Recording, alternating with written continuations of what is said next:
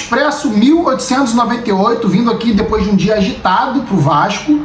Torcedor vascaíno na expectativa aí desse anúncio de quem seria os reforços, quem seria o treinador, quem ia pertencer a essa comissão técnica de 2023 do Vasco, anunciada agora em 2022.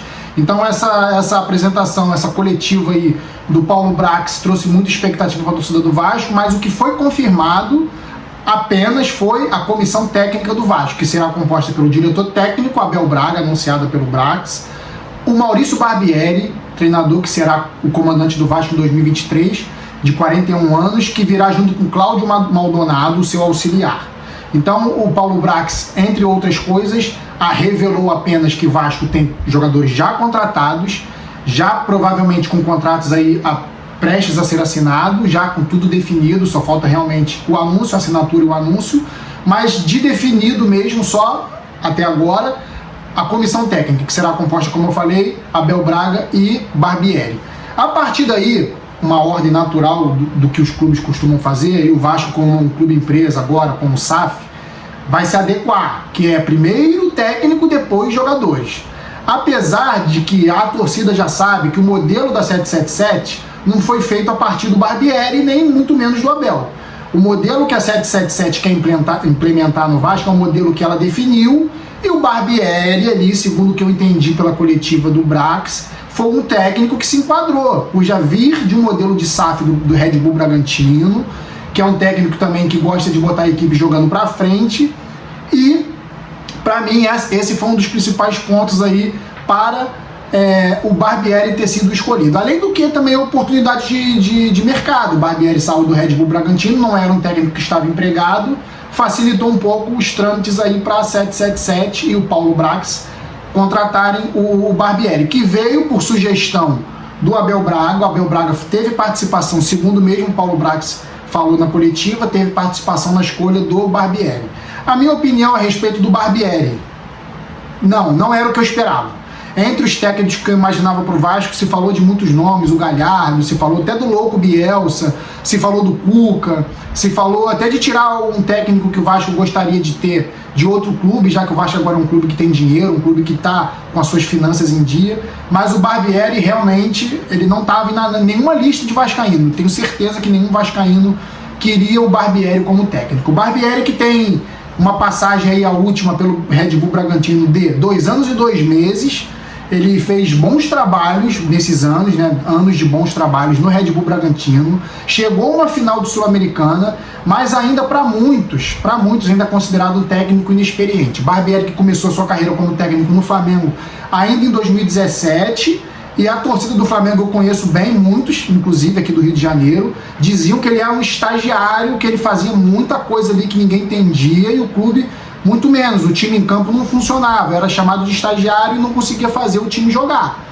Já se passaram aí de lá para cá 5 anos, e o Barbieri agora com uma casca aí um pouco maior, mas ainda sendo considerado um técnico inexperiente. Por quê? Eu ainda considero o Barbieri um técnico inexperiente por conta de títulos, ele não tem títulos, final do Sul-Americano não dá experiência de título, dá experiência apenas de final, e o Barbieri, para mim, não foi uma boa escolha nesse primeiro momento.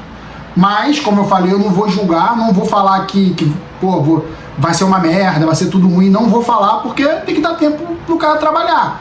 Tem que ver o que ele vai mostrar. No Red Bull Bragantino ele mostrou trabalho, uma filosofia de SAF, ele mostrou trabalho, ele botou o Red Bull Bragantino em 4º colocado, depois 6º colocado nos 2 anos que ele ficou lá no Brasileirão, e levou a final da Sul-Americana, como eu falei, bons jogos, bons desempenhos contra clubes grandes. Ele tinha uma filosofia de jogo interessante, com 3 atacantes, 2 pontas, um técnico que gostava de impor o jogo, gostava de comandar as ações dos jogos que ele comandava o Red Bull Bragantino. Então foi uma filosofia que agradou, muitos viam com bons olhos o Barbieri no Red Bull Bragantino, porém o Red Bull Bragantino é o Red Bull Bragantino, sem torcida, sem pressão. Ele trabalhou tranquilo lá, não teve torcida em CT, não teve torcida empurrando, fazendo pressão em estádio. No Vasco é tudo diferente. O Vasco é um clube muito, infinitamente maior que o Red Bull Bragantino, não tem comparação. E ele, por ser esse técnico novo, sem tanta experiência, isso aí para mim que pode pegar. Porque vai que ele começa aí um trabalho querendo botar jogadores ali que não agradam tanto, mas, pô, só pela filosofia de jogo dele e começa a dar ruim pro Vasco e a torcida pressionando. Será que ele vai ter personalidade para manter as convicções dele? Ele tem as convicções dele, a gente sabe. Foi elogiado pelo Abel Ferreira, melhor técnico aí de botar a equipe posicional em campo, respeitando posições, transições de ataque, de defesa. Porém, no Vasco, ele vai ser pressionado pela torcida. A torcida sabe que a torcida pressiona mesmo, pede jogador que quer que entre, pede jogador para sair do time, e ele vai ter personalidade para bancar. É uma torcida muito exigente a do Vasco. Então, por esses detalhes aí que eu tenho um pouco de pé atrás a respeito do Barbieri. Eu, óbvio, vou torcer para ele dar certo, óbvio, porque como vascaíno eu quero que o Vasco faça um ano de 2023 muito melhor do que fez esses últimos anos, óbvio, mas provavelmente vai ser um time ainda que não vai brigar por títulos. Pode brigar, pode ser um time mais competitivo. Como o Paulo Brax mesmo falou, o Vasco tem que competir, aparecer nas competições. O Vasco tem que ser um time difícil de ser ganho em seus domínios ou fora de casa, e uma equipe que saiba competir. Ataque fora de casa também, não fique só se defendendo. Então, essa filosofia que o Barbieri vai tentar implementar junto com a estrutura da SAF, que pode ser aí o plus da situação, pode ser o interessante para a torcida do Vasco passar a entender. No primeiro momento eu tenho certeza que a torcida do Vasco vai pegar no pé do Barbieri, vai pegar no pé da 777, mas é normal. Aí a gente vai ver se realmente o modelo de SAF, a estrutura de uma filosofia de trabalho vai perdurar ou vai cair por terra. Eu tenho a expectativa de que se mantenha.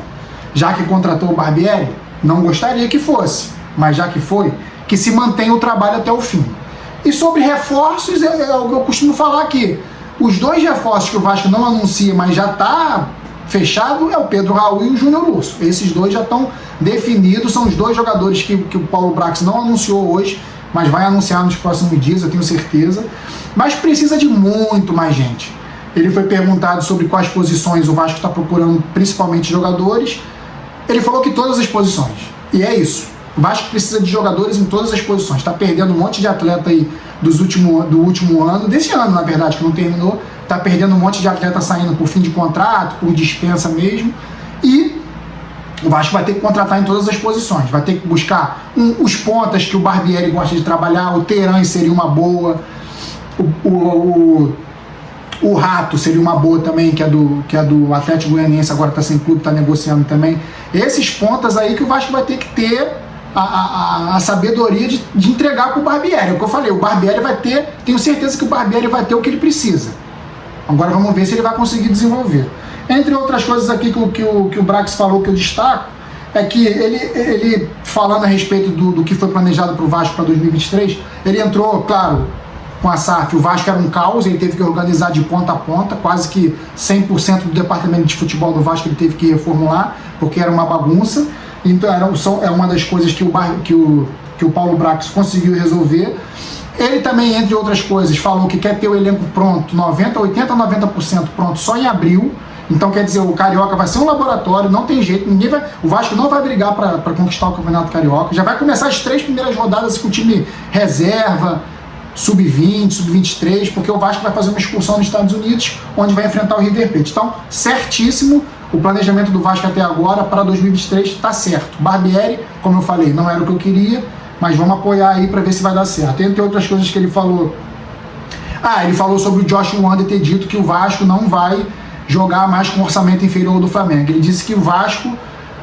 Quem é ele para falar contra o Josh Wander? Óbvio, é o chefe dele. Porém, ele fala sobre o que foi orçado simplesmente, que é para a torcida do Vasco esquecer a comparação com o Flamengo. Nesse momento não vai fazer bem, não vai ser legal se comparar a estrutura que o Flamengo construiu nesses últimos 7, 8 anos. Então o Vasco está no primeiro ano de SAF, tem que esquecer o Flamengo, esquece o orçamento, esquece que... Eu sei que a torcida quer que o Vasco tenha um orçamento igual ou maior do que o do Flamengo para 2023. Não vai ter. O Flamengo se estruturou em 7, 8 anos. Então não é de um dia para o outro que o Vasco vai conseguir chegar com um orçamento maior. Mas ele falou que quem é ele para discordar do Josh, né? Então é isso. Jogou para a torcida, o Josh, não é o que vai acontecer, óbvio, e a torcida absorveu, como era praxe no Vasco nesses últimos 20 anos aí. Jogar para a torcida e esperar para ver o que ia acontecer. Como eu falei, ele não se compara ao orçamento de outros clubes, porque o Vasco está começando um modelo agora, então não tem nem o que comparar. Ele já fez um estudo já com a comissão de avaliação de 20 jogadores, já estão aprovados, 20 jogadores. Olha como tem jogador que o Vasco pode anunciar nos próximos dias, em sequência. Então tem 20 jogadores aí que já estão aprovados, aí tem que ver salário, transferência, se vai ter multa, algumas coisas aí que são importantes. Sobre o Thiago Rodrigues, o Yuri, o Edmar e o Anderson Conceição, ele falou que eles têm contrato com o Vasco e eles só não ficariam no Vasco se eles não quisessem. Eu desconfio, eu acho que o Vasco vai tentar fazer uma proposta para eles sair. Um deles, pelo menos aí o Edmar, não deve ficar, como eu já adiantei, mas os outros 3 aí com conversas aí que podem acontecer deles ficarem. Para compor elenco, gente, não dá para ser titular. Parar de falar de Flamengo, entre outras coisas também. Ele falou, o Paulinho, que foi para o Atlético Mineiro, ele disse que conversou com um representante de jogador, só que o salário estava fora da realidade do Vasco. O Vasco tem um teto hoje e o Paulinho ia passar muito desse teto. Acho correto, ele procurou, porém ele não quis estourar o orçamento por conta de um jogador que, enfim, seria interessante, mas ele quer respeitar, pelo menos nesse primeiro ano aí, o orçamento do Vasco planejado. Eu acho que foi uma entrevista de bom tamanho, de bom tom, assim, vamos dizer, não de bom tamanho, de bom tom, que deixa o torcedor do Vasco, que já está aquele hábito do torcedor brasileiro, de querer que jogue para a torcida, que entregue jogador, que fale que vai fazer, que vai acontecer, presente de Natal. Não vai ter isso com a SAF é profissional, é outra coisa. O dinheiro tem dono, como aí todos sabem, tem dono, tem que prestar conta, e agora o modelo é totalmente diferente. Não vai ter bravata, não vai ter gente falando que vai vir, que vai fazer, o que vai acontecer. Agora vai ser anunciado o jogador, provavelmente aí, às vezes uma surpresa, porque não vai vazar, porque agora a estrutura profissional não é uma estrutura amadora, não vai vazar o nome de alguns jogadores, e a gente só vai saber mesmo depois do anúncio. Então é isso, galera. Falei aqui do Abel, né? Eu não falei aqui do Abel, na verdade. O Abel teve a última passagem do Vasco arranhada pelo comentário infeliz depois de um jogo contra o Flamengo, que foi lindo e o Vasco tinha perdido o jogo. O Abel está voltando agora como diretor técnico. Eu torço muito para o Abel. O Abel tem origens aí do Vasco, teve um desempenho longo aí na carreira jogando pelo Vasco, como técnico também. Foi o técnico do chocolate em cima do Flamengo nos 5-1 lá em 2000. Então o Abel Braga aí teve uma última passagem ruim como técnico do Vasco. Espero agora, sinceramente, que como diretor técnico ele consiga se organizar ali junto com a comissão dele. E eu torço muito para o Abel, que eu gosto muito da figura dele. E aqui fica a minha torcida para que dê tudo certo. Então é isso, galera. Falei aqui sobre o que o Paulo Brax, os principais tópicos para mim na entrevista do Paulo Brax. Agora é torcer para a seleção brasileira mais uma vez aí nas quartas de final da Copa do Mundo. Torcer para o Vasco anunciar jogadores interessantes que possam agregar o elenco. E vamos ficar de olho aí. Primeiro reforço que aparecer, primeiros reforços que aparecerem, eu virei aqui e farei um vídeo legal para vocês falando da minha opinião a respeito do jogador que vai vir, que posição ele pode ajudar, como ele costuma jogar. Então é isso, galera. Obrigado aí mais uma vez pela audiência. Não deixe aí de se inscrever, dá aquela moral, curte, compartilha se gostou. É isso. Saudações vascaínas sempre. Fui!